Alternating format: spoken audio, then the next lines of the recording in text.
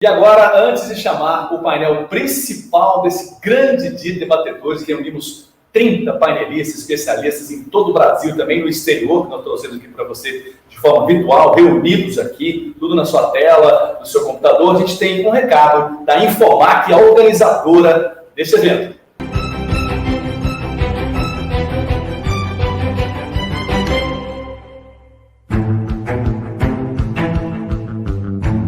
A gente resolveu, né, assim, esse foi no decorrer do projeto, a migração da solução que nós tínhamos colocado no data center do Brasil, nós migramos isso para a Virgínia.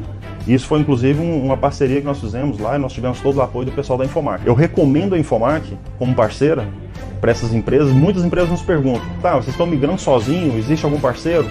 Que a gente sempre indica, olha, vá com um parceiro que tenha conhecimento técnico, tem uma parceria que é o cara que está lá com o pezinho lá dentro da AWS e com certeza essa migração vai ficar muito mais tranquila. Não tenha dúvida de que migrar para a cloud você vai ter uma redução no custo. O imobilizado dentro da empresa, o capital que se imobiliza, isso aí com certeza vai ficar como serviço e a longo prazo vai se pagar.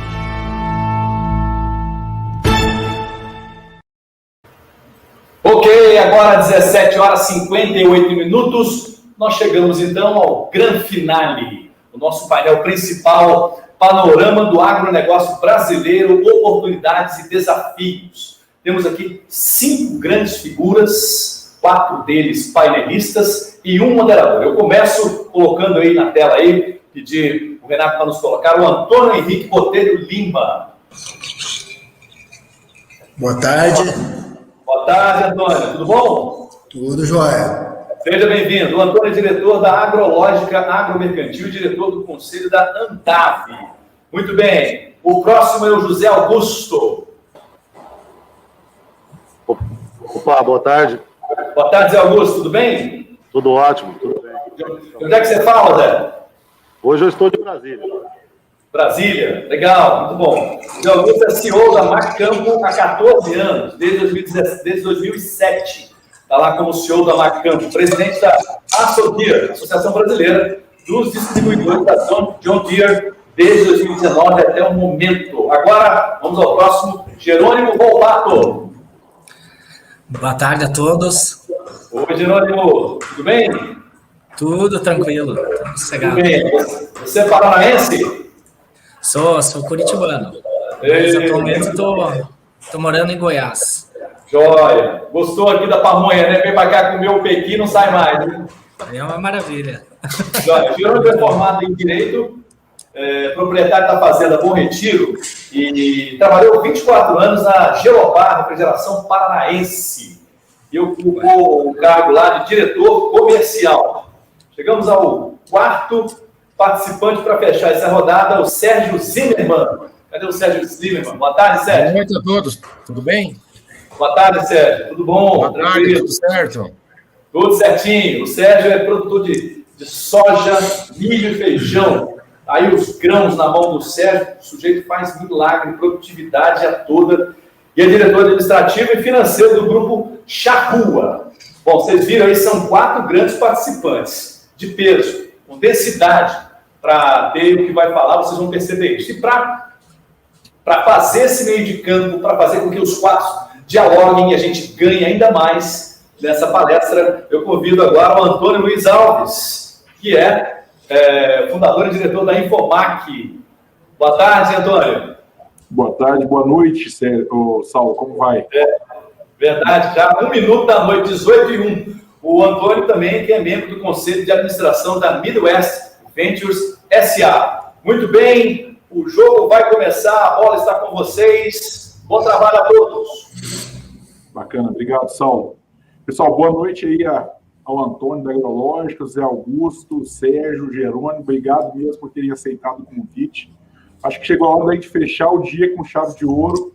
A expectativa que a gente teve ao buscar vocês é conseguir realmente proporcionar um panorama do agronegócio brasileiro, ouvindo cada um de vocês, ouvindo o Antônio aí sobre a expectativa e a visão da distribuição de insumos, o José Augusto com a visão da distribuição de máquinas, o Jerônimo como pecuarista e o Sérgio aí na produção de grãos. O Sérgio acaba bate-escanteio, cabeceia também lá como na área de distribuição de insumos também.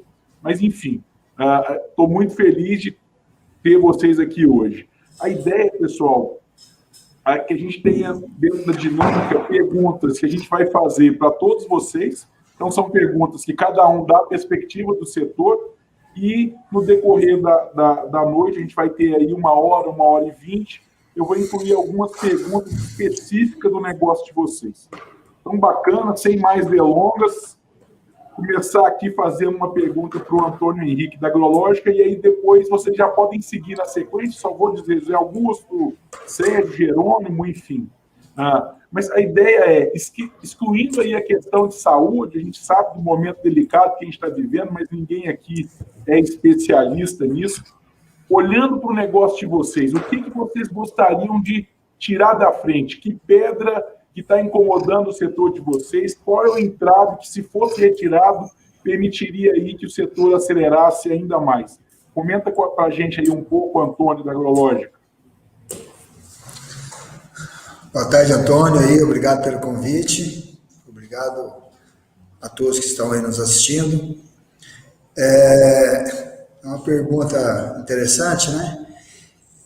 Eu acho que hoje o que a gente precisava resolver, né, tirando a pandemia, mas acaba que ela tá fazendo parte disso, na verdade ela acho que é o alvo,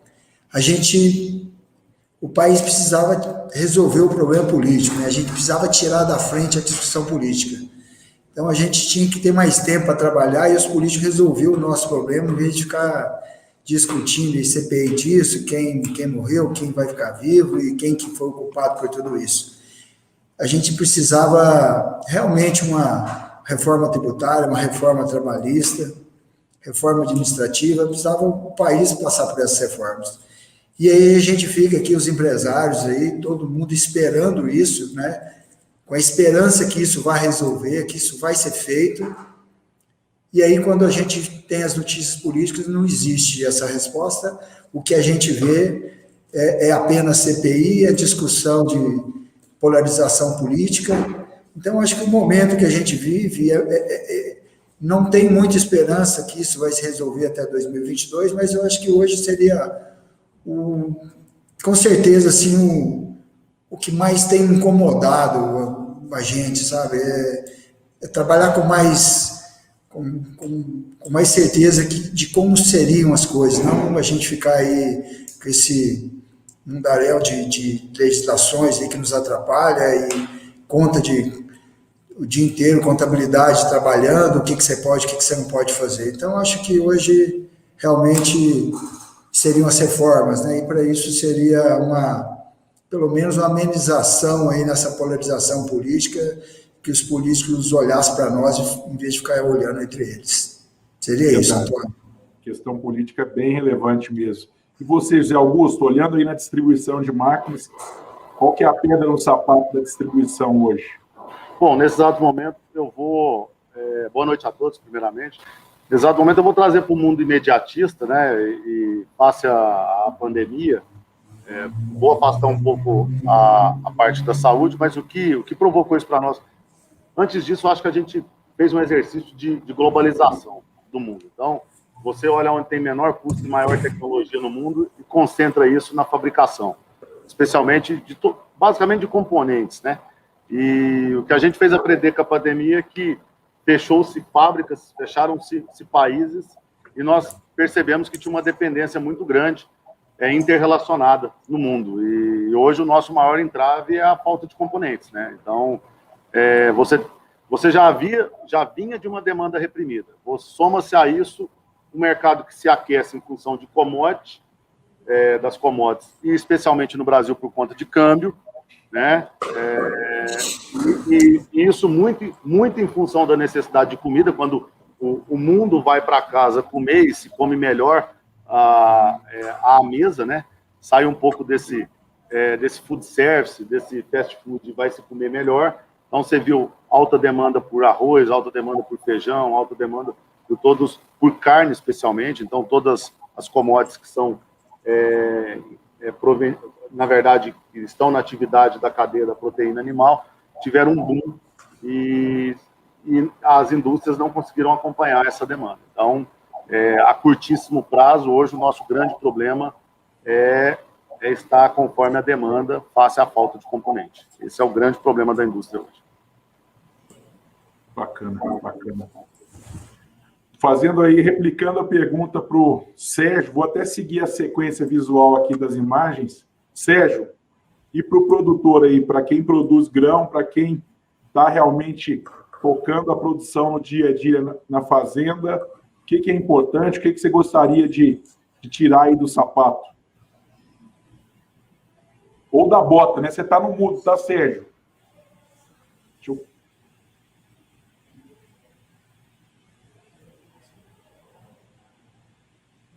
Você está sem som, Sérgio. Estou vendo aqui que você está sem som. Desculpa, eu tinha silenciado antes.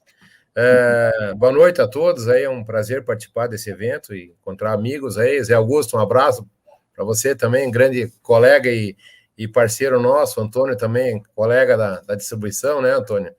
E então, assim, nós nessa área de agricultura estamos o dia inteiro tirando pedras do caminho. Nós temos desafios muito grandes, alguns mais, alguns menos. Nesse ano, com certeza, a pandemia foi um desafio grande e a gente está trabalhando diuturnamente para tentar minimizar riscos e problemas. Mas, além disso, tem problemas que sempre existiram e continuam existindo no nosso mercado. Vou dar alguns exemplos, por exemplo, a questão tributária. Nós temos aí uma questão, no caso do feijão, que a gente tem no estado de Minas Gerais, você tem um feijão que é isento de tributação, você vai para DF, tem uma tributação em torno de R$ 5, R$ 6 por saco, e você vem para o Goiás, é R$ 30 por saco. Então, a gente atravessa uma rua e aí você paga R$ 30 de imposto por saco, diferente de um estado para o outro. É uma estupidez tributária, uma estupidez de gestão do país e um emaranhado. Como falou agora o nosso colega, nós ficamos muito tempo trabalhando para organizar a casa com relação à parte contábil, com relação à parte fiscal e nos tomando muito tempo dessa área de trabalho, de produzir. Fora isso, os grandes desafios continuam sendo muito parecidos. A questão ambiental ainda é um problema, você tem um desafio muito grande de fazer as licenças andarem. Por exemplo, nós estamos instalando um projeto de irrigação, esse projeto demorou 8 anos para a gente poder tirar do papel, porque demanda licenças ambientais, demanda, quando você consegue licença ambiental, você não consegue energia, quando você consegue energia, daí não tem dinheiro, quando você consegue o dinheiro, a licença já venceu, e então é o tempo inteiro a gente correndo atrás de problemas que poderiam ser mais simples de fazer. É um grande desafio, o agro esteve na Berlinda agora nos últimos tempos como sendo a grande vedete do Brasil, que está ganhando rios de dinheiro, e na verdade agora já estamos vendo um processo ao contrário, soja já bateu nos picos, milho também, e o dólar caindo, começam a achatar as margens, e o agricultor hoje sem proteção começa a pagar preços caríssimos na reposição de insumos para a próxima safra. Se a gente olhar o preço da última safra de soja, a gente trabalhou com adubos aí num patamar de, vamos botar um exemplo aí de um super simples na faixa de R$ 1.000, hoje tem oferta a R$ 2.500 a mesma tonelada.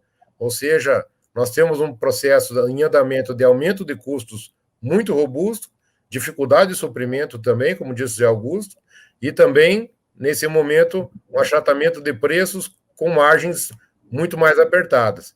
Então, assim, não existe milagre, não existe momento que está sempre super bem na agricultura, na pecuária também vejo que tem alguns momentos nesse sentido. Então, todo dia é um desafio ser agricultor, né? Pedra é o que mais tem nos nossos sapatos. Jerônimo, como é que está a questão para você aí da pecuária? Dá uma boa noite aí para o pessoal e comenta para a gente aí a sua perspectiva. Boa noite a todos. Eu vejo que hoje o grande entrave, o problema que nós estamos passando é a questão dos insumos, a insegurança, né, nos preços, a cada mês sobe mais, Você não sabe até onde vai esse ponto e até onde vai suportar, né, absorver esses custos.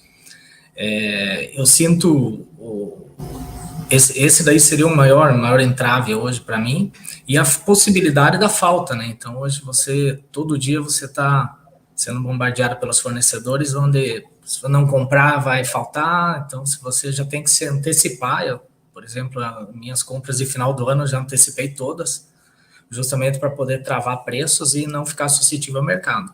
Mas paralelo a isso, eu vejo que também esse aumento ele está sendo natural pelo alto consumo, né? Então, eu vejo que a pecuária, pelo menos no meu negócio, nós estamos vivendo um momento sensacional, né?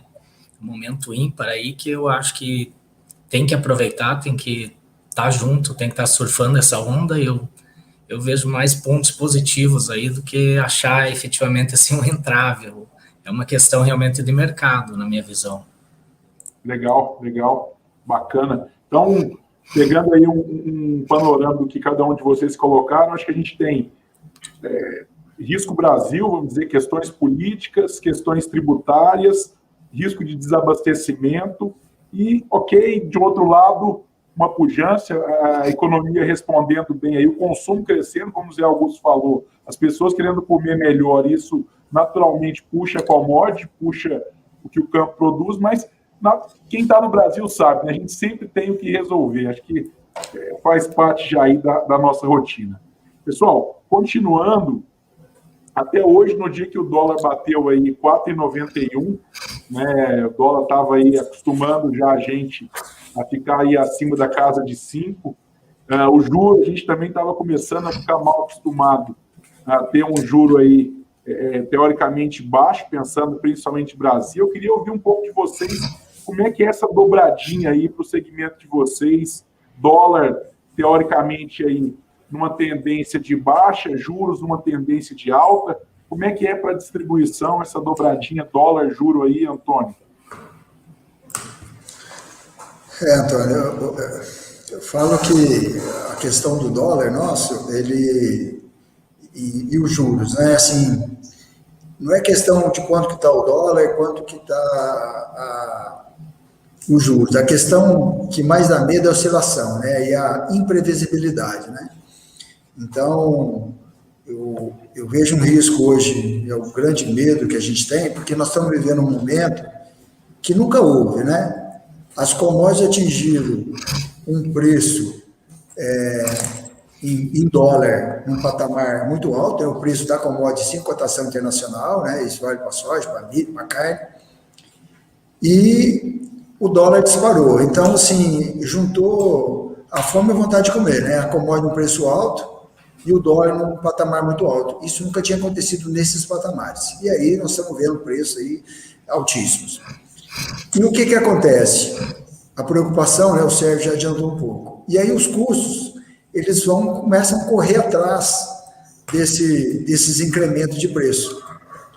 E aí, daqui a pouco, quando esses custos, os insumos, começam a aproximar e começa a voltar à margem normal do produtor, se houver um recuo do dólar, um recuo da cotação da commodity, que foi bastante elevada, então, assim, a margem estava alta, e agora o custo está indo. Quando o custo chega próximo e baixar câmbio e baixar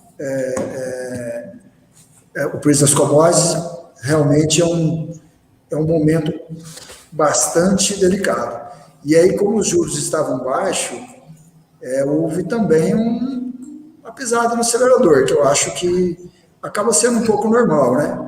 E aí agora o dólar, o câmbio, o juros sinaliza um incremento.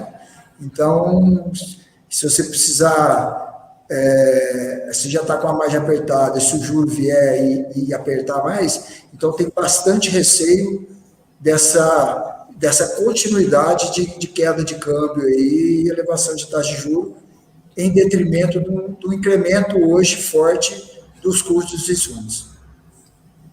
Quem conseguiu aí alavancar no começo do ano a taxa fixa confortável, com essa inflação aí que está está apontando com essa expectativa de alta de juros, eventualmente pode ter feito um bom negócio.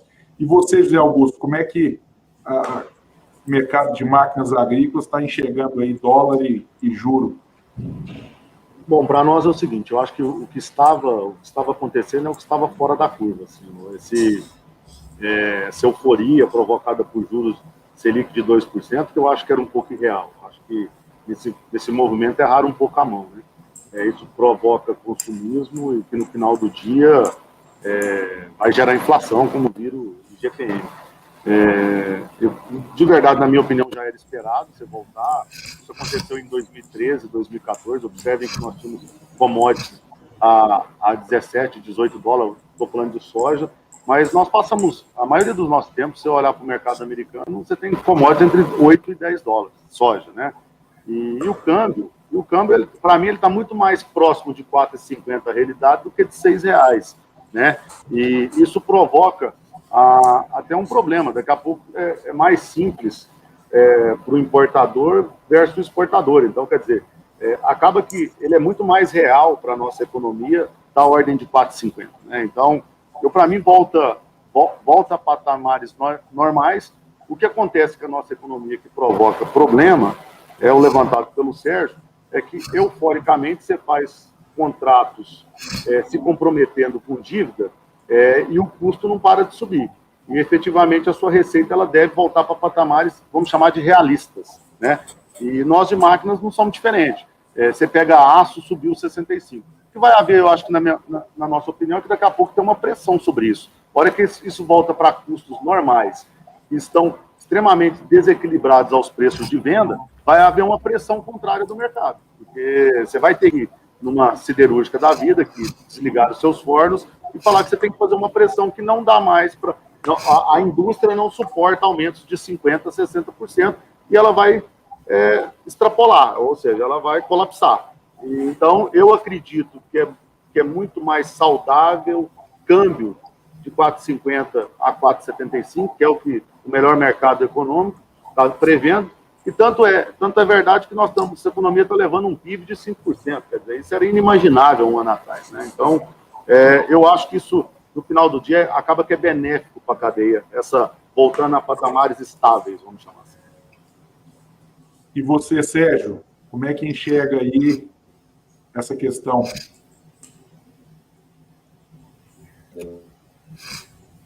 O grande desafio sempre é você ficar no meio do problema sem tomar posição.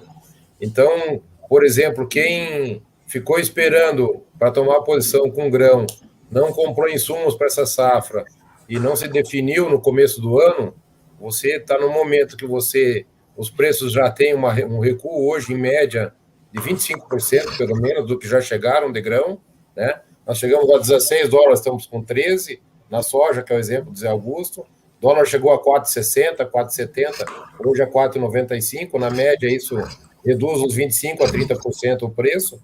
E aí, o grande desafio os insumos todos, eles sobem de elevador, mas descem lentamente, degrau por degrau.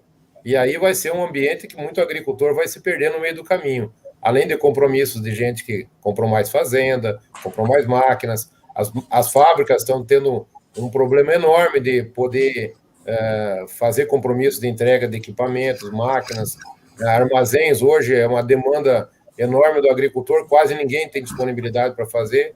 Então, assim, é um momento de ter muito cuidado, é um momento de olhar muito bem os números, é um momento de ficar muito com olho nas planilhas de custo para não fazer besteira, né? A gente procurou sempre tomar posições mais cedo, olhou basicamente o mercado no começo do ano, tomou as posições com insumos para safra e safrinha e nos protegemos com relação à safra futura.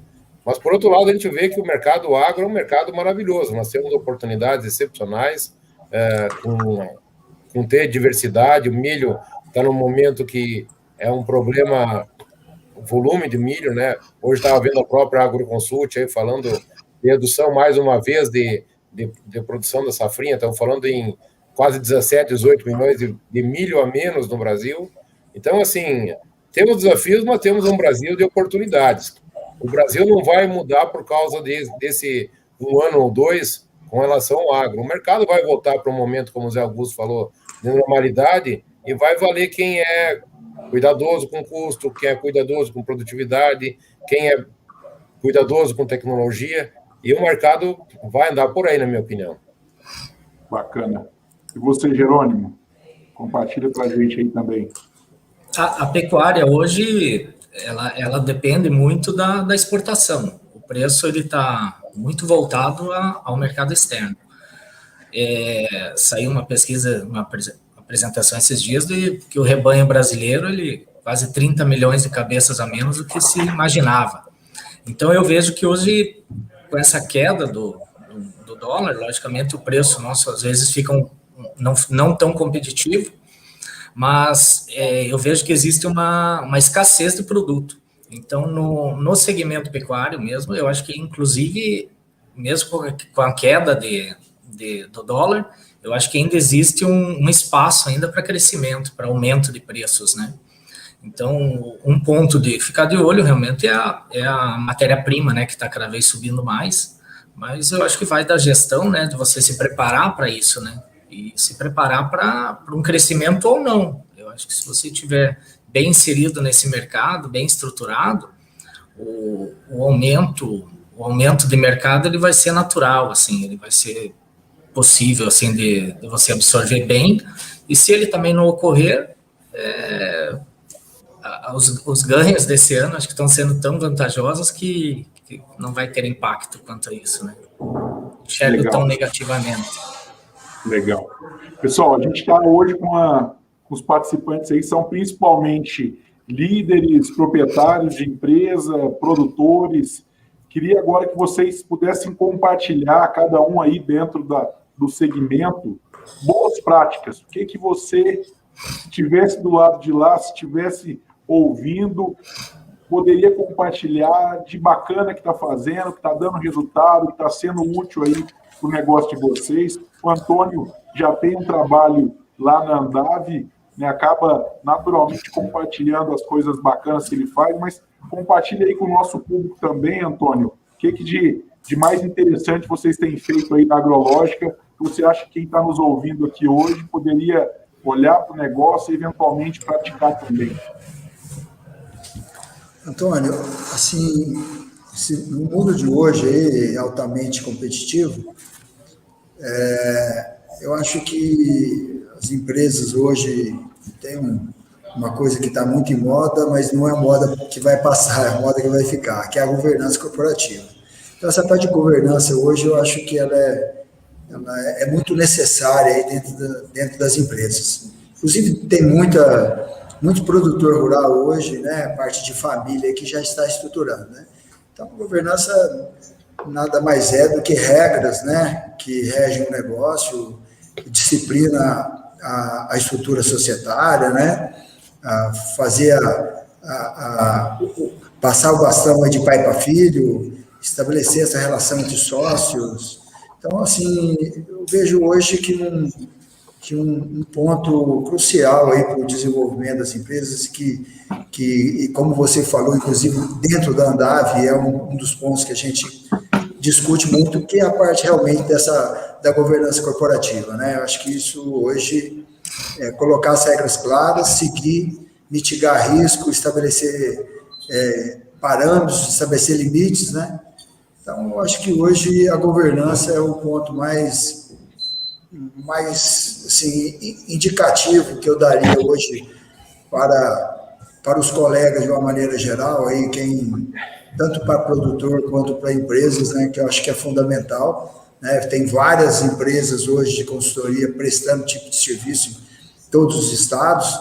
Eu acho que todo mundo pelo menos tem que entender um pouco, dar o primeiro passo e iniciar, né? Precisa iniciar, alguns já estão mais adiantados que outros, mas todo mundo precisa dar o passo na governança corporativa. Legal. Hoje pela manhã a gente teve um painel aqui com o pessoal de mercado financeiro, a gente falou muito sobre esses novos títulos aí do agronegócio, e um dos temas foi, se tiver governança, vai poder, ao invés de bater simplesmente na porta dos bancos tradicionais, vai poder usar o mercado de capitais, vai poder trazer investidores e eventualmente conseguir reduzir a taxa, alongar o prazo. Enfim, acho que governança é bem importante mesmo.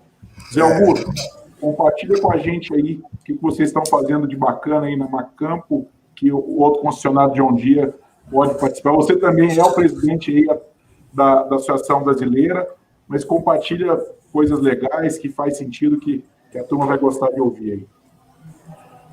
Bom, eu não que vou pegar emprestado do Antônio, mas eu tinha escrito aqui a mesma coisa. Eu ia acrescentar, independente do seu tamanho, provoque uma governança no seu negócio. É a mesma coisa. E tenha plano de longo prazo. Não decida nada de curto prazo. Ou seja, se você é agricultor, empresário, assim, não entre nessa euforia de mercados vamos falar do nosso mundo, de soja a R$200, a $17. Não entre nisso. Tenha planos de longo prazo. Se você planejou investir neste momento, invista. Se você planejou que era o momento de não fazer, não faça. E eu acho que o mais emblemático, nós na Sodir, posso dar exemplo da Sodir, nós levamos nossos funcionários à governança já tem 10 anos. Levamos todos os presidentes das organizações e seus C-levels para a Fundação Dom Cabral e treinamos todo mundo. Então, o terceiro ponto, treine seu time. E governança não tem nada a ver com herança, né? Você pode ter uma empresa totalmente estruturada com um acordo de acionista excelente e ter uma pessoa de fora bem treinada, bem qualificada para tocar o seu negócio. Então, eu deixaria 3 pontos: governança, planejamento de longo prazo, nada de curto prazo, e treine o seu time. Treine e invista no seu time. São as 3 coisas que nós estamos fazendo, tanto nos nossos negócios, quanto em todas as concessionárias John Deere no Brasil. Legal.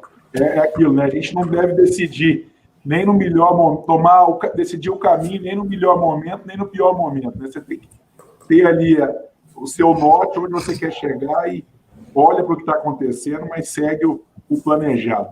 Sérgio, compartilha um pouco com a gente aí também o que de boa prática você tem feito aí no dia a dia. No final do dia, todos os negócios são muito parecidos. E todas essas estratégias que o Antônio falou, que o Zé Augusto falou, são estratégias que são vencedoras e são necessárias. A gente trabalha um bom tempo já com essa questão de governança, tanto na área de distribuição quanto na área de produção. Já começamos o nosso trabalho aí há 7, 8 anos atrás, fizemos acordos societários, botamos todas as famílias envolvidas, criamos regramento, organizamos os processos dentro da empresa e sabemos quanto isso foi fundamental para o nosso crescimento. Com relação a pessoas também, nenhuma empresa cresce se não tiver fortaleza nessa área. Então, esse é um grande desafio nosso. Nós trabalhamos direto e reto para poder desenvolver pessoas, para fazer o nosso time cada vez ser mais vencedor, desenvolver de lideranças, dar oportunidade para as lideranças exercerem esse empoderamento, né, de tomar decisão. Eles vão experimentar, vão errar algumas vezes, mas a gente tem que deixar eles ter a oportunidade de se desenvolverem. E a outra coisa que a gente também não abre mão é estar sempre na vanguarda do conhecimento do que a gente faz. Então, sempre buscar o que tem de inovação, sempre buscar o que tem de melhores práticas, de trabalhar sempre com o melhor conhecimento que tem disponível no mercado para produzir sempre mais com menos. Então, o nosso grande desafio sempre é acordar de manhã e pensamos como fazer para produzir mais. E a gente tem buscado muito isso. Então, o investimento nosso em irrigação ele é muito robusto, né? A gente procura minimizar os danos que o clima pode nos dar. Então, investir em irrigação, em máquinas de excelência. Nós somos clientes aí do Zé Augusto há muito tempo, né? Trabalhamos sempre com máquinas de excelente qualidade. Buscamos sempre investir também em armazéns, em qualidade de produção do que a gente está fazendo. Então, não existe uma solução única, não existe uma regra, uma receita única para você criar valor. São várias coisas que você tem que ir fazendo e, ao longo do tempo, isso é consequência do sucesso. Bacana. Você falou aí de irrigação, eu estava vendo uma empresa israelense que trabalha com irrigação, está chegando forte no Brasil. É impressionante o quão pouco de áreas irrigadas a gente tem no Brasil. Acho que muito burocracia, como você falou, dificuldade de licença, e a gente vai viver provavelmente um cenário aí de queda no custo da energia ou início, uma popularização ainda maior aí da energia solar. Então, acho que irrigação vai se tornar cada vez mais viável, e precisa mesmo, né? Eu cheguei, não sei se é propaganda do vendedor, mas irrigação é possível que chegasse a pensar em 3 safras aí, ou a cada 3 safras anual, ou 5 safras a cada 2 anos. Né? É isso. Mais importante do que a quantidade de safras, Antônio, é a qualidade delas. É produzir bem nas safras que você fizer e conseguir criar valor. Não adianta ficar rodando safra uma em cima da outra se você não ganhar dinheiro, se o agricultor não ganhar dinheiro ou se ele não produzir coisa com qualidade. Então, o desafio é produzir com qualidade, produzir com excelência e criar valor. Essa é uma grande coisa. A questão da energia ainda é um impeditivo enorme para a irrigação. Nós temos uma dificuldade enorme de conseguir liberações de energia hoje, mesmo com a Enel privatizada. Isso ainda é um desafio, mas acredito que no curto prazo nós vamos ver muito energia solar andando junto com irrigação. Isso, para mim, é uma coisa que não tem volta. Em 2, 3 anos, a gente vai ver um boom dessa área, e isso vai ser muito bom para a agricultura, porque vai poder usar energia renovável junto com uma produção, né, que ela é mais segura.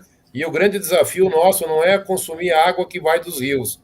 O nosso grande desafio é guardar a água que vai embora. A água que chove e vai embora. E vira água salgada muito rápida. Tem muita água salgada no planeta. Nós precisamos ter mais água doce. Verdade, verdade. E o que você falou aí, a Enel, de verdade, é uma porcaria mesmo. Uma péssima empresa na ativação da energia.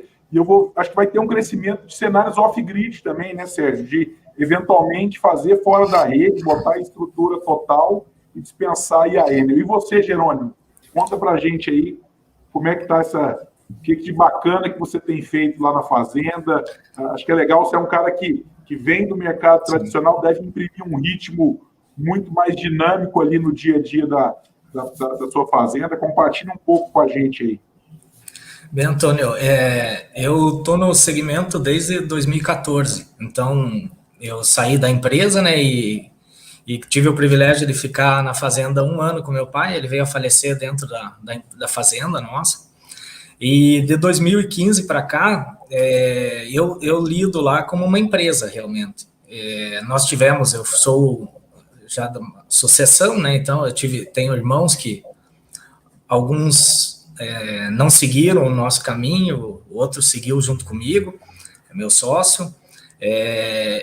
Foi um desafio grande, mas eu levando essa visão sempre da empresa. Primeira coisa, ter o foco, né, na pecuária. É muito comum o pecuarista, ele vai seguindo o que está melhor, ele quer acertar sempre a mosca branca. Então, nós estamos já há mais de 15 anos fazendo a mesma coisa, da mesma maneira, logicamente cada vez evoluindo mais. Então, é foco no produto. Como eu produzo bezerros, eu tento fazer o melhor bezerro, da maneira mais rápida, e vendê-lo da melhor maneira possível. E graças a Deus hoje a gente consegue isso. E eu trabalho na minha visão, sempre foram 3 pontos. Primeiro, equipe. A equipe minha tem que estar bem preparada, motivada, eu não posso perdê-los, trato eles como minha família. Eu moro dentro da fazenda, então é muito fácil eu estar presente junto com eles, talvez é uma facilidade que eu tenha. Outro ponto que eu adulo muito, que eu cuido muito como um filho, é o meu fornecedor. Os meus fornecedores são parceiros, eu não fico pulando de galho em galho, não é 5%, 10% que eu deixo de estar com o meu fornecedor. Então ele hoje é o meu maior patrimônio. E o meu terceiro maior patrimônio é meu cliente. Eu tenho um cliente que eu vendo toda a minha produção para ele já há 5 anos e já tenho contrato até 2023, com pré-contrato para 2024. Então, eu não fico magiado ao mercado, eu não fico sujeito a um mercado estar bem ou estar mal. E eu vejo, eu tendo esses 4 pontos, o foco meu voltado ao meu negócio e esses 3 pilares que me sustentam, não tem como dar errado, na minha visão. Aí é só colher os frutos. Eu vejo que a gente está aí com um projeto de um case muito, muito bom na nossa região, que é a região de São Miguel do Araguaia, que é o norte de Goiás. e aproveitar o momento agora para colher os frutos de tudo que foi feito, desde a época do meu pai e os pontuais que eu consegui ajustar dentro da atualidade do mercado, né? Bacana, bacana. Pessoal, entrar um pouco aí em tecnologia, acho que virou... Todo mundo fala de transformação digital, de tecnologia no negócio, de agricultura de precisão, de usar tecnologia na comercialização, do grão, comercializar máquinas online, enfim, atender o cliente online. Como é que está na prática isso, Antônio Henrique? Como é que isso está acontecendo no dia a dia da agrológica? Isso já é uma realidade? Como é que vocês estão enxergando essa questão de transformação digital aí? Antônio, assim, é um tema bastante atual, né, que todo mundo gosta de conversar, mas eu vejo assim, uma dificuldade muito grande até para entender a transformação digital. Acho que a gente sempre vai acompanhando aí essas startups, modifica o mundo, cria novas situações, mas para nós, no dia a dia, ela não é uma coisa muito fácil, essa adoção. A gente tinha algumas preocupações, hoje nós temos projeto, temos consultores de transformação digital, e assim, o que a gente tem feito? Nós, agrológica, nós temos projetos internos e externos, quer dizer, usar a tecnologia para melhorar o desempenho das equipes internas e levar serviço para o produtor, né, para o nosso cliente.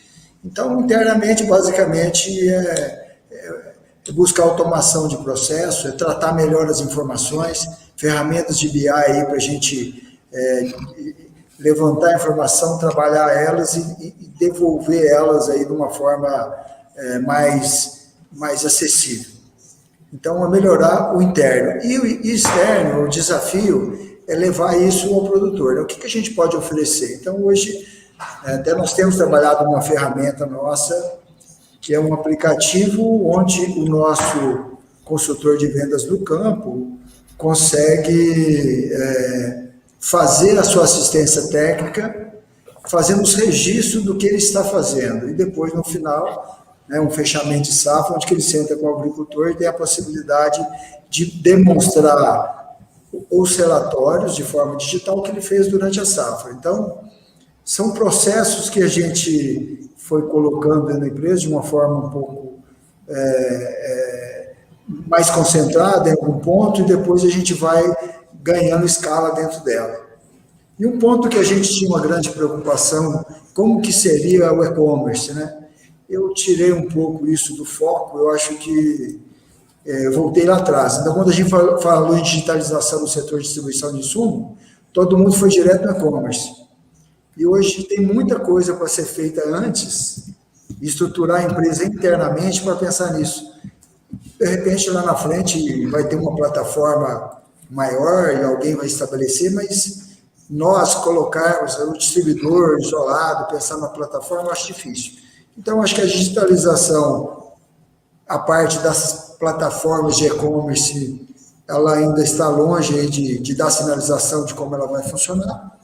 Então, acho que a gente tem que fazer o trabalho interno de usar a parte digital para simplificar o processo e levar serviço ao produtor. Basicamente, é isso que a gente tem feito aqui na Agrológica. Legal. E você, José Augusto, aí na Macampo?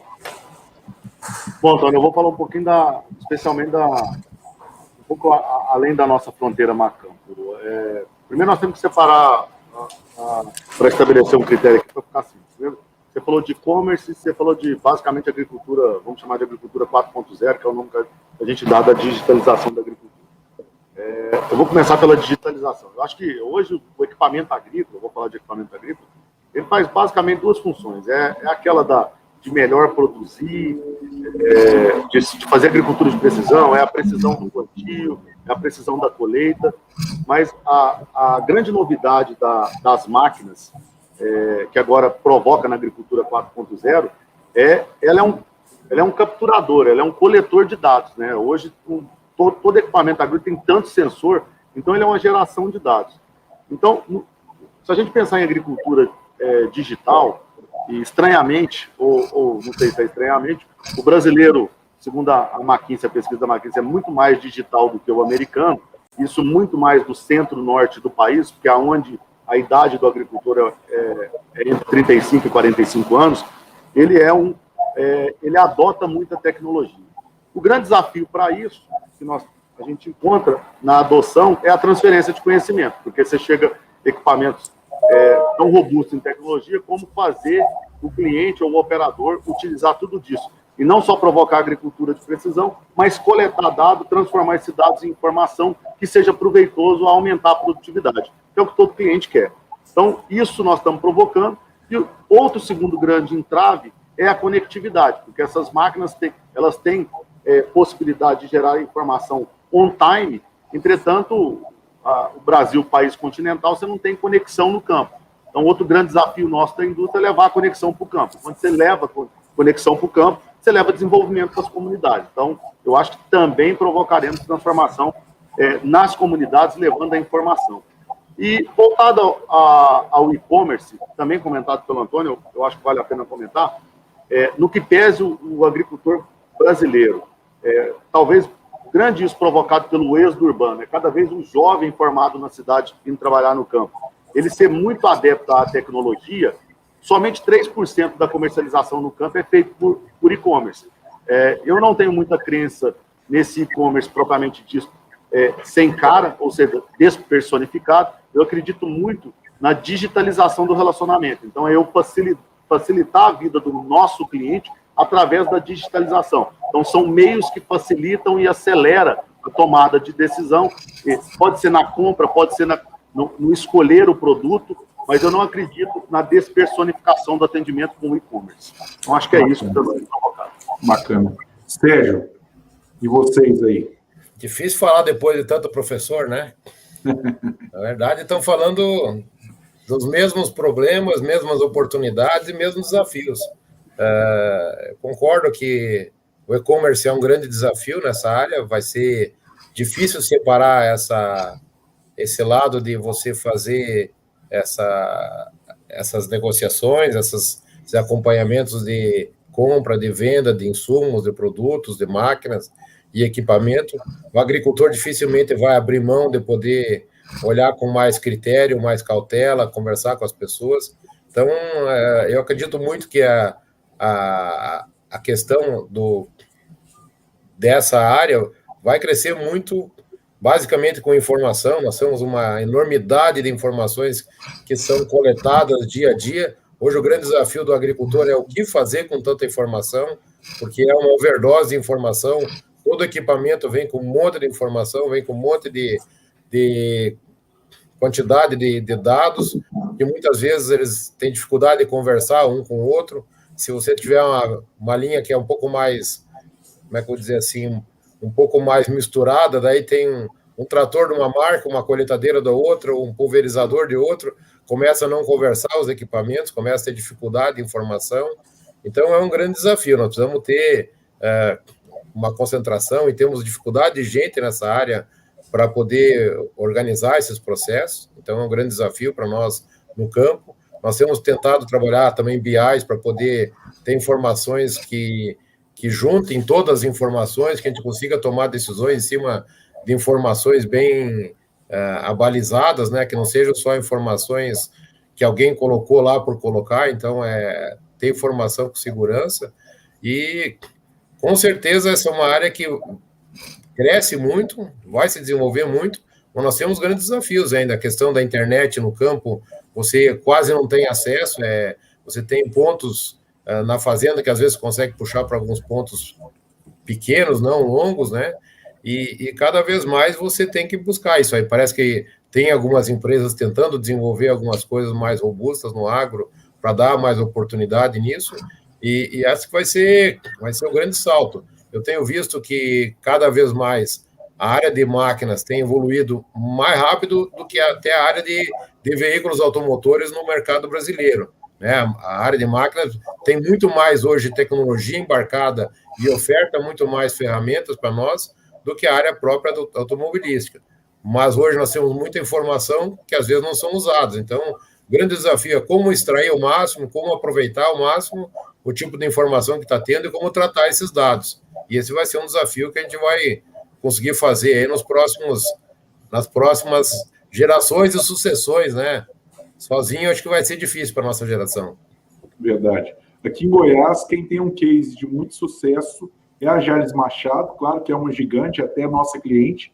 Eles tiveram que fazer um investimento gigante, criar uma rede própria de 4G lá em parceria com a TIM, e aí estão usando lá máquinas de John Deere com inteligência, estão fazendo coisas muito interessantes. E você, Jerônimo, como é que está na pecuária a utilização de tecnologia? Eu vejo que a tecnologia na pecuária, ela tem muito a crescer ainda. Eu vejo que existe uma lacuna aí gigante. Eu acho que nem 0,5%, 1% dos pecuaristas hoje usam algum tipo de tecnologia. A maioria hoje não tem nenhum controle de estoque, de rebanho, idade de gado. Eu acho que está muito precário ainda.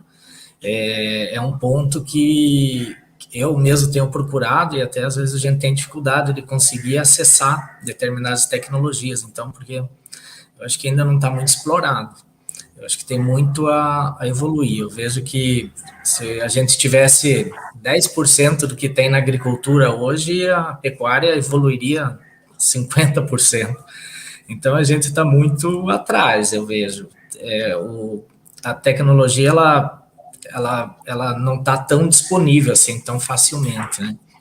Então, quando você tem acesso, você consegue um controle, você consegue uma mensuração de ganho de peso, você consegue alguns dados, mas eu vejo que existe ainda uma lacuna aí muito grande para evoluir na pecuária geral, né, do Brasil, né, falando no geral. Alguns poucos aí já estão bem evoluídos, mas a grande maioria precisa se profissionalizar muito, e aliado ao que foi colocado por todos, né, a parte de internet, de comunicação, toda ela tem que melhorar muito, né, eu acho, para poder crescer.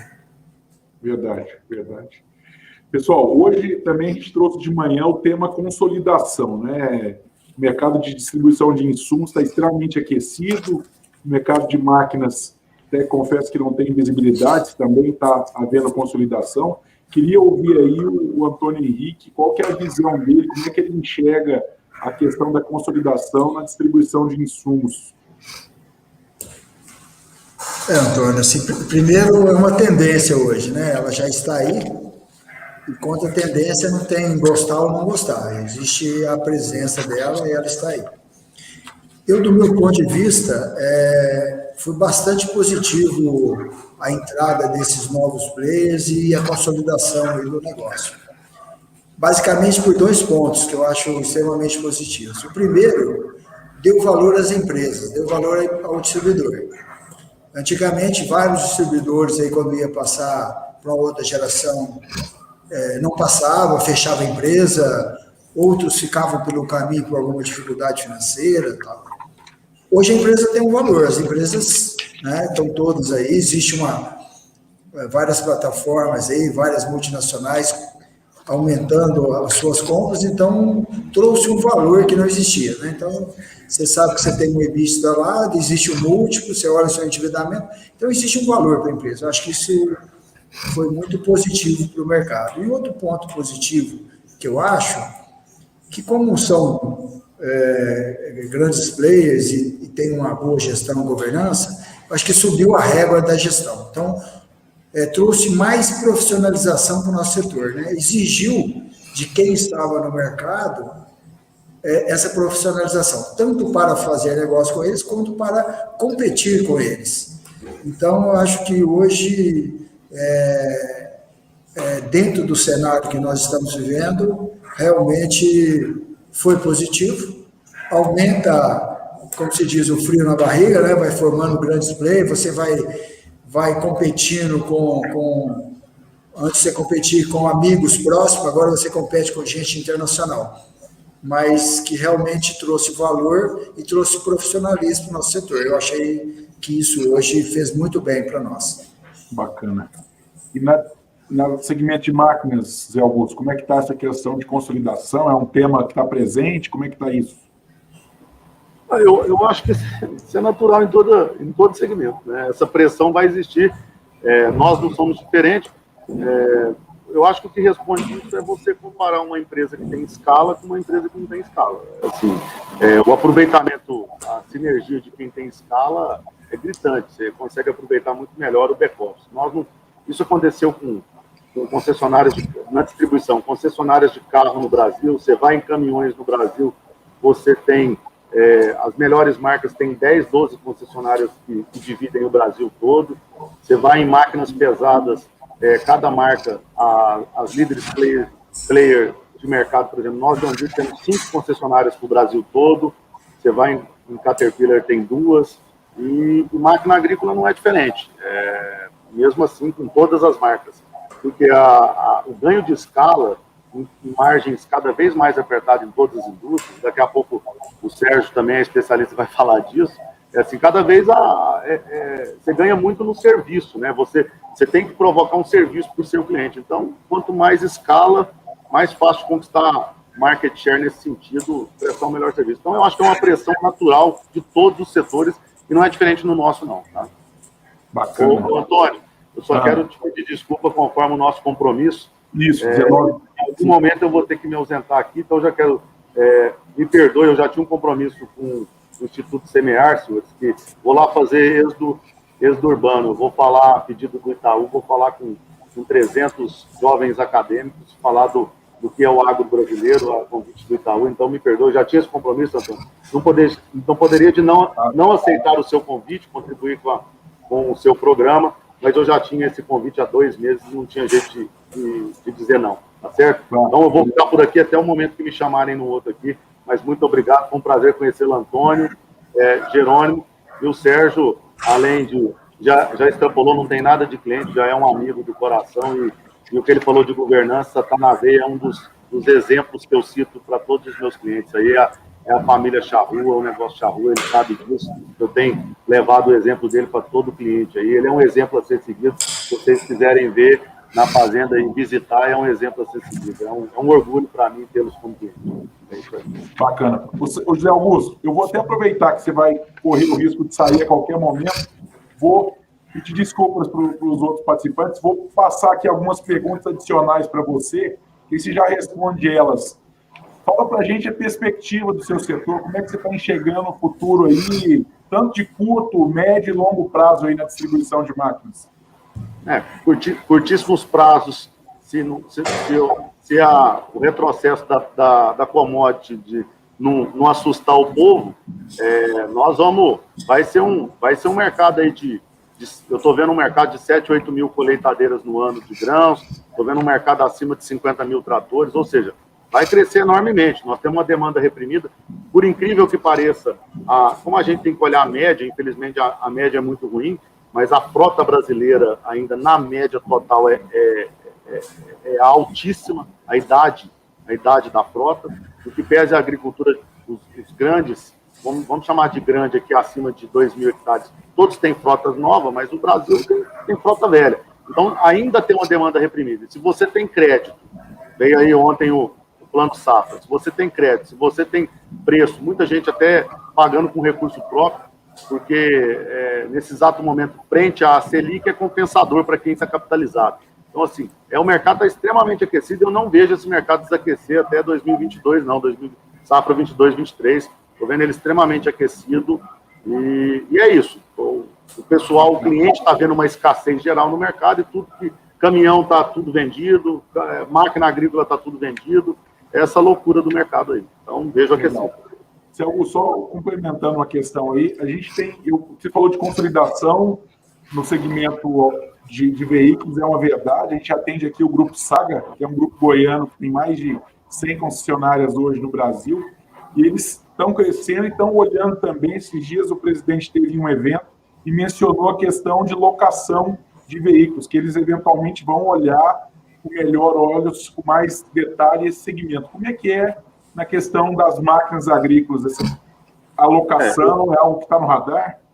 Eu acho que rental no Brasil, isso não é modismo, isso vai ter seu valor. Em máquina, nós temos uma dificuldade no setor agrícola, somos um país continental, se você olhar a sazonalidade, entre plantio, a safra brasileira, elas não são tão distantes uma da outra. Então, você teria que ter um mercado muito grande e provavelmente você não teria locações muito parecidas com carro, aquela que você, vamos chamar, muito parecido com o que o Uber faz, com a locação instantânea, né?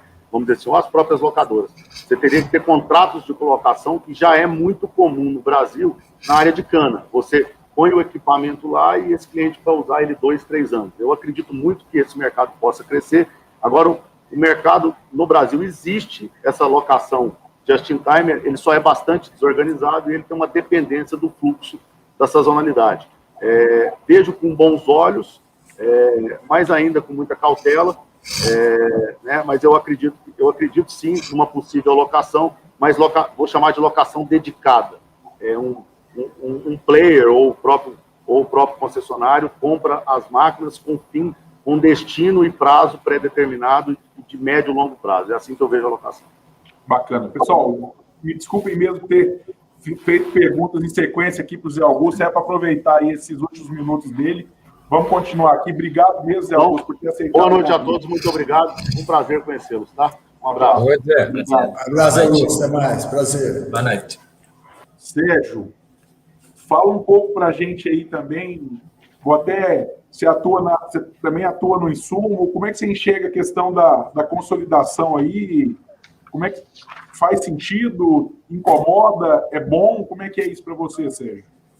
Ninguém gosta de ter concorrente, né? Mas é um mal necessário, não tem jeito. A gente não consegue mudar isso. Isso, na verdade, é Darwin puro. A seleção natural vai existir sempre. E a seleção natural sempre faz a gente ser melhor amanhã do que foi ontem. Então, isso é bem o que o Antônio falou. A gente, com essas grandes empresas que estão entrando no mercado, nos obriga a ser melhor cada dia, nos profissionalizar mais, organizar mais a empresa, fazer com que a gente ofereça mais serviço. A gente vai trabalhar mais para ter o mesmo resultado ou menor. Mas é mercado, não adianta a gente chorar, não adianta a gente ficar esperneando. Como também na questão de produção, como agricultor, como pecuarista, o mercado vai concentrando também. Quem tem escala, quem tem volume, quem tem gestão, quem está organizado, ele consegue ter custos mais competitivos, ele consegue ter uma gestão mais profissional, ele consegue olhar as coisas com mais critério, com mais cuidado, e vai conseguindo juntar valor ao longo do processo e vai concentrar. Vai ter muita gente com tamanhos pequenos na agricultura que, se não trabalhar com algumas alternativas de mais valor agregado, não vai conseguir se viabilizar. Pequeno produtor plantando commodity não é um negócio que tem futuro, né? Eu acho que cada vez mais quem tem uma escala menor tem que procurar fazer intensividade, trabalhar fruticultura, HF, trabalhar com culturas que têm um valor agregado mais alto. Esse é um caminho que vai andar. E quem não fizer isso tem caminhos que vão mostrando, né? Você vai tendo gerações que vão mudando, vai vendendo, tem 3, 4, 5 filhos, faleceu quando você fala pequeno aí, desculpa, quando você cada região tem um tamanho. Então, você vai no sul, um tamanho do produtor pequeno é um tamanho, você vem para o Cerrado é outro. E no Cerrado também tem diferenças monstruosas. Nessa região em torno de Brasília, é um tamanho, você vai para o Mato Grosso é outro. Né? É muito difícil você dizer onde é que é pequeno. É pequeno o custo que ele tem naquela região para montar a estrutura necessária para manter o processo, manter a estrutura dele. Então, isso é muito variável, e as margens variam também. Você vem mais perto de portos, tem a margem maior. Você tem mais no Paraná, por exemplo, pega Ponta Grossa, quem é pequeno lá mesmo, 30, 40, 50 hectares, os caras têm uma vida excepcional, porque tem margens altas de venda de produtos e tem margens e compram produtos mais baratos, porque tem a logística melhor. Então, depende de onde você está, depende de onde você está produzindo. Isso é muito variável, é difícil dizer assim, quantificado, onde é que é o tamanho certo ou errado. Mas eu penso sempre, quem tem escala, quem tem capacidade de produzir mais valor por tamanho, e muitas vezes só tamanho não resolve, né? Pode ter tamanho e cair mais pesado se não tiver organizado. Já vimos muitos grupos que tinham tamanho muito grande, desorganizados, e que também não se perpetuaram no mercado. Então, é exercício diário de evolução. Legal. Jerônimo, queria até te perguntar para o Antônio aqui. Antônio, você tem insumo veterinário também ou só agrícola aí na agrológica? Só agrícola, Antônio. Só agrícola. Então, o Jerônimo vai dar uma colher de chá aí para o José Augusto, que saiu, e para o mercado de insumos veterinários, enfim. Compartilha um pouco, Jerônimo, dentro da sua perspectiva, o que o distribuidor, o que a empresa que atende o pecuarista, o que a empresa que te atende no dia a dia, que boa prática, o que você gostaria, qual que é o fornecedor perfeito aí para te atender? Eu vejo que hoje todo mundo gosta de ser bem atendido, todo mundo gosta de receber um carinho, vamos dizer assim, né? Eu vejo que primeiro é a parte interpessoal, né? O relacionamento. Eu acho que é muito importante isso daí. É um ponto para você perpetuar dentro de uma empresa como um fornecedor, é você estar ao lado do seu cliente, você saber o que ele quer, o que ele precisa, entender as dificuldades dele, realmente complementar essa deficiência que todos nós temos, né? Que é normal. Então, eu vejo que o fornecedor, ele tem que fazer parte da família da gente, né? Então, ele é o dia a dia. Ele como eu falei, é um dos pontos que eu mais cuido, é meu fornecedor. Então, ele tem que estar realmente parceiro, ele tem que... Hoje eu vejo que o preço não é o que dita o grande fornecedor. O preço, para mim, hoje é uma consequência da negociação, é uma consequência do relacionamento. Eu sou muito voltado ao relacionamento, então eu gosto muito disso, e não só comigo, eu tenho lá 30 colaboradores, os meus fornecedores, eles têm que conquistar os meus colaboradores, que os meus colaboradores vão exigir que aquele fornecedor fique lá, né? Que os meus colaboradores que comandam o meu negócio, né? Então, hoje os meus fornecedores são praticamente definidos pela minha equipe, em conjunto comigo, logicamente, mas é um conjunto de pontos positivos aí, né? A presença hoje é muito importante, né? E trazer tecnologias, trazer novidades, né? Legal, legal. Antônio Henrique, o que a agrológica faz aí no dia a dia? Como é que ela mostra para o cliente, para o consumidor, para o agricultor que ela atende, que ela é uma revenda parceira, que ela realmente entrega um serviço diferente? Como é que você consegue esse relacionamento aí que o Jerônimo falou? Como é que você faz isso na prática? Como é que você conquista o cliente aí no dia a dia? Bem, assim, o relacionamento com o cliente, ele, como se diz, ele é feito por pessoas, né? Então, acho que isso é o princípio básico. Então, você precisa ter uma boa equipe, uma equipe muito bem capacitada, muito bem treinada, né?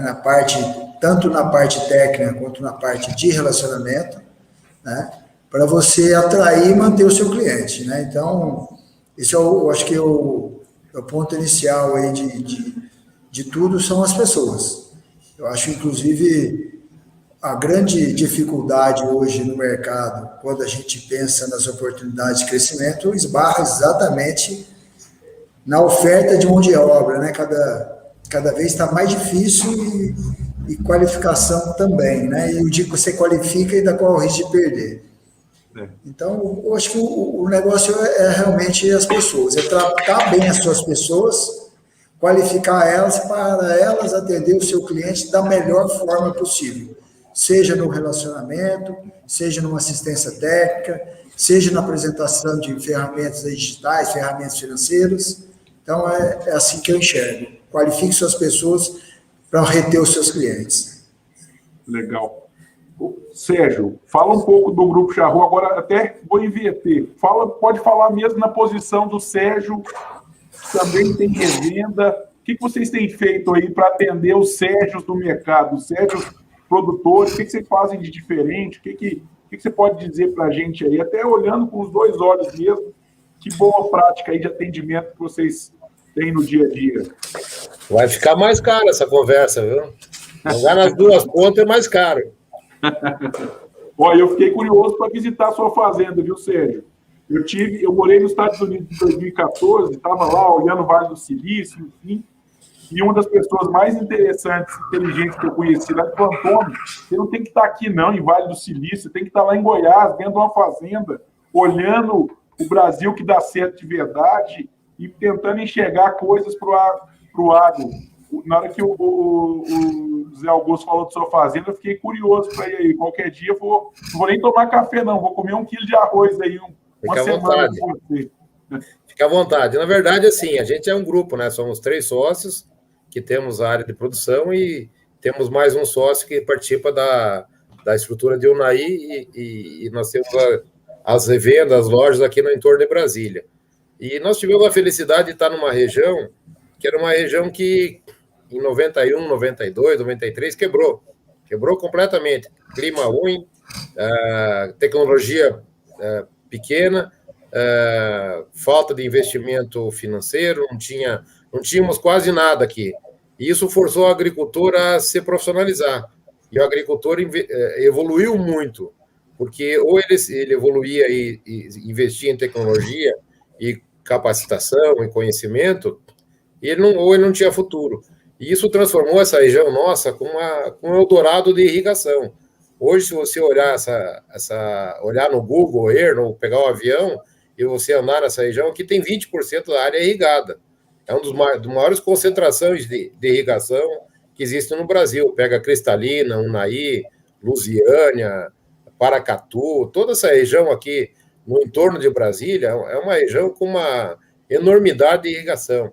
E isso fez a diferença, porque a gente conseguiu começar a colocar culturas diversas, colocar desde feijão, milho, semente, alho, tomate, cebola, café, é uma diversidade, soja, milho, é uma diversidade tão grande, algodão, que você fica, assim, muitas vezes encantado com isso. E isso foi um grande desafio para nós, porque você trabalhar com essa diversidade é extremamente complicado. A mesma tecnologia que serve para soja não serve para você trabalhar com feijão, não serve para você trabalhar com milho, não serve para você trabalhar com outras culturas. Então, você tem que trabalhar com agrônomos ou profissionais que sejam multitarefa, multicultura, multifacetados. E é um grande desafio isso. Então, sempre trabalhamos para desenvolver pessoas e desenvolver nossos consultores para eles fazerem a diferença para o nosso cliente. E o que a gente sempre colocou para eles, basicamente está no nosso lema, né? Levar a tecnologia ao homem do campo. A gente só entendeu que se a gente criar valor para o nosso cliente, ele vai nos trazer valor. Então, o cliente que não ganha dinheiro com a gente, ele não traz dinheiro para a gente. Ele vai sempre só ser o cliente que vai ficar brigando por centavos, vai ficar brigando por condição comercial. E se você não tiver essa presença no campo, se você não tiver acompanhando ele, trazendo valor para o que ele está produzindo, né, você não vai ter participação no mercado. Então, é um grande desafio de formar pessoas, de formar serviços que agreguem para o agricultor. Cada dia tem um serviço novo, cada dia tem uma nova oportunidade e não tem receita de bolo. Nós temos que todo dia estar reinventando, todo dia estar presente no campo, como o Volpato tem falado. Se você não estiver presente, não anda a coisa, não adianta ficar no WhatsApp mandando mensagem aí, como é que tá, tudo certo, como é que não tá. Não, tem que estar lá, tem que estar presente, tem que acompanhar. E aqui, como eu falei, a agricultura roda o ano inteiro aqui. Hoje você não tem mais safra, né? Você não tem mais... qual é o pico hoje? O pico é todo dia está plantando, todo dia está colhendo, todo dia tem novidade, né? Então, isso é bem desafiador, é um processo que você precisa, e por isso também a gente tem um pouco menos de receio da entrada desses grandes grupos, porque não é simples você formar equipes multidisciplinares que conheçam bastante várias culturas, bastante várias tecnologias, que consigam criar valor para o agricultor. Então, é um pouco disso que a gente está fazendo. Eu acho que eles compram know-how também, compram talentos, né? Quando eles estão crescendo aí, estão buscando o que cada um tem de melhor, né? Certeza. Jerônimo, então é o olho pelo que o Sérgio falou, é o olho do dono que engorda o bezerro. Aí na fazenda ele engorda só o bezerro. O boi você deixa para o outro engordar, né? Eu largo, deixa para o outro. Eu faço a minha parte bem feita. A outra eu não sei fazer. Então eu entrego para um profissional. entrando num ponto meio polêmico aí, ô Jerônimo, depois até vou correr rapidamente a pergunta para o pessoal. Como é que você enxerga a questão de permitir ou não que grupos estrangeiros comprem terra no Brasil? Eu dividi em duas respostas, vamos dizer. A pecuária em geral, como estão praticamente falando genérico, a maioria, pela minha sensibilidade, pelo que eu acompanho, é contra, né? Eles veem que o Brasil tem que fornecer os produtos e não tem que deixar ninguém vir produzir aqui. Eu já tenho uma visão diferente, eu vejo que é uma lei de mercado. Eu acho que a oportunidade está ali, eu vejo que a vinda até de estrangeiros, na minha visão, em determinadas regiões, porque hoje muitas áreas no Brasil hoje são ociosas, são degradadas, e as pessoas que estão lá, elas vai demorar muito para querer desenvolver essas regiões, entende? Eu vejo que seria até positivo, porque você tendo um grande player numa região que está meio abandonada, que está meio sem desenvolvimento, vai atrair inúmeras lojas, vai atrair concessionárias, vai atrair desenvolvimento, vai atrair técnicos. Então, eu acho que todos têm a ganhar. Na minha visão, eu seria partidário, e eu acho que o direito de propriedade é da pessoa, vindo uma abertura externa, logicamente, a tendência de uma valorização, e se é um patrimônio pessoal da pessoa e ela decidir que quer vender e quer aproveitar o momento, eu não teria nada contra, assim. Eu vejo que é a lei de mercado, assim, né? É uma oportunidade. Mas é uma visão que talvez nem todos compactuem, né? Mas eu vejo um pouco por esse lado, né? Não sei se é um tema confortável para você. O que você pensa sobre essa questão? Eu concordo assim com o Jerônimo. Eu vejo que, na verdade, eu acho que cabe um pouco definir o conceito de estrangeiro, né? Porque hoje nós temos várias colônias aí de estrangeiro no Brasil, né? Cooperativas, inclusive, no Sul, né? E, assim, muitos são estrangeiros, já estão radicados aqui, tem filho brasileiro, tem neto, tem família. Então, eu acho que precisava definir qual que é o conceito, né, de terra estrangeira. Que hoje, quando essa pergunta ela se volta muito assim, dá aquela impressão que vai vir um grupo estrangeiro, chinês, vai comprar o estado do Mato Grosso inteiro, o estado da Bahia inteiro, né? Não vai ser isso que vai acontecer, né? E tem que, né? Eu acho que é o conceito que a gente... É a tal segurança alimentar, né? O receio, teoricamente, chinês compra o Mato Grosso e a Bahia e produz só para o chinês, não aceita que produza para o brasileiro. Não vai ser assim, né? Então, eu acho que precisamos discutir o conceito para poder saber de que eles estão falando, né? Porque nós não vamos pegar os nossos estrangeiros que estão aí, principalmente no sul do país, né? Os colônias japoneses, colônia holandesa, e mandar embora, né? Então, já estão aqui. E por que os outros não podem? Agora, o que é esse conceito que a gente está falando que não pode? Então, eu acho que é mais questão conceitual. Legal. Sérgio, fala rapidamente sobre isso e depois já deixa uma mensagem final mesmo. Fica à vontade para falar um tema que você acha que faz sentido colocar aqui, para quem está ouvindo, e já te agradeço aí por ter participado com a gente. Bom, essa questão de terras de estrangeiros adquiriram terras no Brasil, na verdade, como todos falaram aí, boa parte do Brasil é formado por estrangeiros. Alguns com gerações mais longas, outros mais curtas, né? O grande desafio aí não é daqui de Goiás. Nós estamos aqui há 200 anos no Brasil, a família, entendeu? Então na verdade, já é a 8ª geração. E é muito difícil falar, não vai fazer ou vai fazer. Agora, por outro lado, tem que tentar segurar um pouco, na minha opinião, é a questão do abuso do poder econômico. E acho que a legislação brasileira hoje, acho que ela vai um pouco nesse sentido, porque às vezes você pega muitos grandes grupos e começam a impactar muito forte o mercado. Então, isso também tem que ter um pouco de segurança. Se vocês olharem, por exemplo, usinas de cana-de-açúcar, onde elas estão, elas são concentradoras de renda.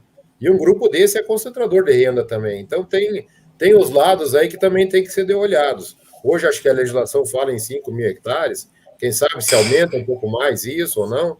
Mas acho que o grande desafio é não deixar com que tenha uma concorrência desleal com o produtor brasileiro, que não tem financiamento para comprar terra. Hoje, por exemplo, se você for, de um modo geral, no mercado, tentar comprar terras com financiamento bancário, são poucas opções, né? Se você vai pegar dinheiro de fora, tem muito fundo que financia isso com 15 anos, 10 anos, 20 anos, então você tem uma oportunidade maior para quem é investidor de fora do país. Então, deveria ter regramentos para isso, na minha opinião, e ter um certo limite. Lógico que quem vem com mais grana vai ser um competidor que, na verdade, vai competir, inclusive, conosco. Né? Se a gente tem apetite para crescer, esse é um competidor que vem incomodando. Né? Ninguém quer um vizinho mais rico, ninguém quer um vizinho que tenha mais grana que você para poder comprar a fazenda que está à venda. Então, é um desafio. Não é um jogo de bobo, né? Então, as pessoas me perguntam, Antônio, você tem medo do competidor? Eu falo, cara, do competidor normal, não. Eu tenho medo do competidor com dinheiro infinito. Exatamente nesse sentido que eu estou falando. Então, é um outro poder econômico. O cara vem, ele tem grana infinita, às vezes faz por alguns momentos ele pode fazer um dumping e tal, em alguns mercados. Então, esse risco é complicado. Então, por isso que eu acho que tem que ter um pouco de cuidado, e acho que o legislador brasileiro trabalhou um pouco nesse sentido, né? Eles tentaram segurar um pouco nisso. Daqui a pouco tem que subir a régua um pouco mais, um pouco menos, não sei. Mas, via de regra, é um negócio controverso no mundo inteiro, né? Você vê que na África, vários países investiram nisso, e de uma hora para outra, daí tem problemas sérios, nacionalistas, muda, volta para trás. A França tentou uma época na África, a Inglaterra outra época, Portugal outra época, e depois volta. Não é um processo simples. O Brasil colonizou alguns lugares no Paraguai, deu problema, né? Na Bolívia deu alguns problemas. Então, sempre estrangeiro, sempre é muito desafiador de outros lugares. É um tema complexo. É difícil falar isso assim para muita gente, porque é muito controverso. Legal.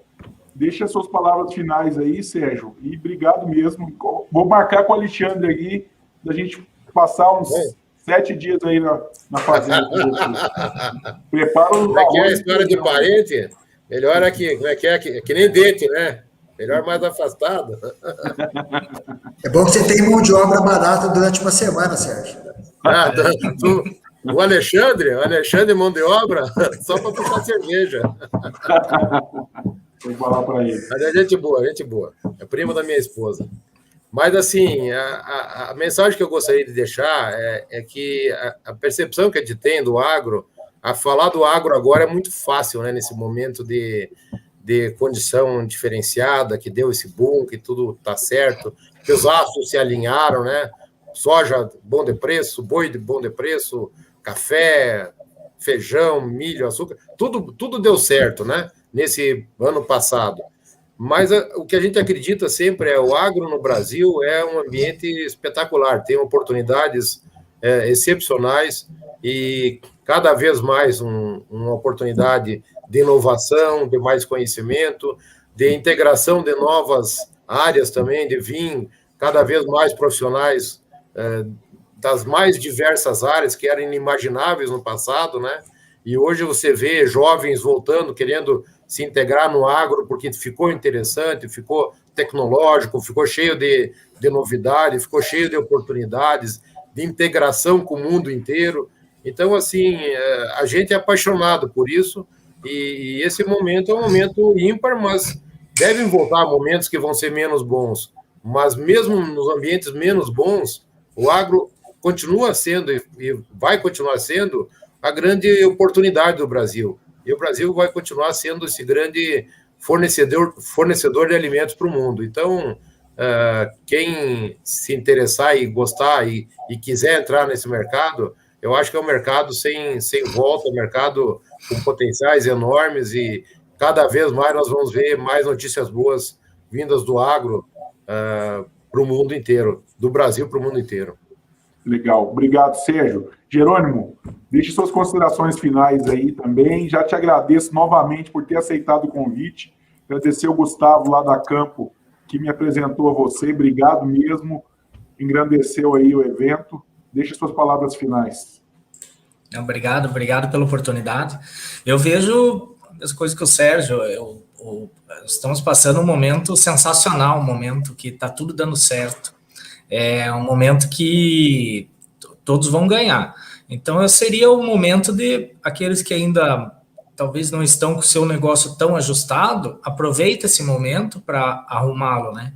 Para deixá-lo produtivo, para deixá-lo lucrativo. Eu acho que é um momento ímpar aí que nós estamos tendo.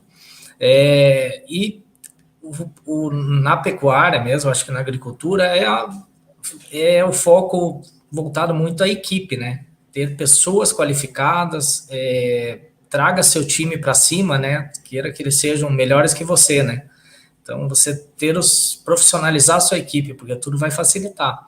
E eu, como negócio, eu digo até para pessoas que eu pude me aposentar com 40 anos, porque eu vejo o trabalho no agro, ele é tão prazeroso e tão gratificante e tão tranquilo quando você tem as coisas ajustadas e arrumadas, que não existe um trabalho melhor, né? Eu nem digo que é um trabalho, eu digo que é umas férias mesmo, uma aposentadoria que eu tive o privilégio de ter, né? Vou gravar esse pedaço que você falou aí, falar com uns amigos meus pecuaristas que reclamam, fala que é trabalho demais. Nossa, aprende com o Jerônimo lá, o cara tá feliz. É muito tranquilo. Funcionando. Sim, muito tranquilo e muito vantajoso, né? Os últimos 2-3 anos aí, os ganhos são sensacionais, né? Então, as pessoas às vezes têm vergonha de falar, né, o que ganha, mas eu acho que é mostrar que tá tudo dando certo. E eu vejo ainda que tá muito barato as coisas, né? Você vê a detectar regiões que estão crescendo. Eu vejo que os valores de terras ainda no Brasil são muito baratos em relação ao mundo. Então, se fosse dar uma dica, eu compraria terra e dar a cara para bater e tudo vai dar certo, né? Legal. Bacana. Obrigado, Jerônimo. Antônio Henrique, fecha para a gente aí com as suas considerações finais. Bem, complementar, né, o Sérgio e o Jerônimo, eu acho que o agro está realmente em um momento excepcional e eu acho que a gente tem que lembrar que, como se diz, como é aquele ditado, né, não existe nem bem nem mal que dure para sempre, né? E nós estamos num momento excepcional, então eu acho que temos que aproveitar o momento, sim, fazer alguns deveres de casa, né? Falamos aí de gestão, falamos de governança, né, capacitação de pessoas, utilizar esse momento para isso, até para investimentos e tudo. Mas preparar, né? Preparar que em algum momento a coisa vira e se aperta. E mais um ponto que eu queria colocar é aproveitar o momento da evidência do agro, e que eu acho que é o papel aí de todo mundo. Eu acho que nesse momento que hoje a gente está fazendo isso, a gente precisa melhorar cada dia mais a imagem do agro, né? O que realmente a gente faz, né? Os empreendedores, os produtores, todo mundo que está envolvido no agro, realmente o nosso valor, porque em algum momento que a coisa vire, que de repente a gente sempre é alvo da questão ambiental, o povo não entende que a gente, na verdade, a gente que cuida do meio ambiente. Então a gente tem que usar esse momento que está todo mundo olhando para nós e criar um valor de imagem positiva, né? Interno, e que depois isso avance para fora. Eu acho que o momento é esse, né? Tem olhos para nós, então vamos fazer o nosso dever de casa para mostrar o nosso valor. Legal. E no mais, agradecer você e agradecer aos meus colegas aí, o Jerônimo e o Sérgio. Hoje de manhã eu tive a ousadia de fazer uma apresentação sobre o agronegócio e coloquei uma questão ambiental, né? Eu peguei um número que 24% das emissões de gases de efeito estufa vem, teoricamente, da agricultura ou da agropecuária. Ok, para mim está aceitável, 24% e 100% da comida é um trade-off válido, né? Tem que mostrar isso, tem que trazer isso. Pessoal, obrigado mesmo, o Saulo já está aí para fechar com chave de ouro. O Saulo chegou aqui hoje, 5 da manhã. Não, mas é isso mesmo, foi um dia bastante proveitoso, sementes foram lançadas Brasil afora, até para o exterior. Estou muito honrado em fazer parte desse time aí da Informática. Obrigado pelo convite, Antônio, obrigado aos palestrantes de hoje, desses 18 horas, que foi um grande finale com chave de ouro, e tudo que a gente ouviu aí, nas palavras de vocês, nos lábios de vocês, foi que nós estamos vivendo um momento espetacular, assim, que chama a atenção. A minha expectativa é que a gente continue assim, crescendo, que a gente tenha uma estrutura robusta jurídica, sabe, de desembarque, importação, tudo isso, para tudo continuar dessa maneira, para ano que vem a gente está de volta aqui na terceira edição desse importante evento, a Conferência Online do Agronegócio. Agradeço muito a participação de todos. Foram 30 participantes, né, Antônio? O dia inteiro. Lembro dos temas, mas quando eu não lembro. Mas foi muito bacana. Foi muito bacana. Então, eu quero desejar boa noite, que todos retornem aos seus lares, aí, às suas famílias, às suas respectivas organizações, instituições, empresas. Continue batalhando para o Brasil crescer. E eu sei que a frase é um clichê, mas o agro não para. E eu sei porque que não para, porque tem gente de valores e talento que eu conheci hoje. Obrigado, boa noite, fiquem com Deus. É isso, tchau. Boa noite. Boa noite. Boa noite, obrigado.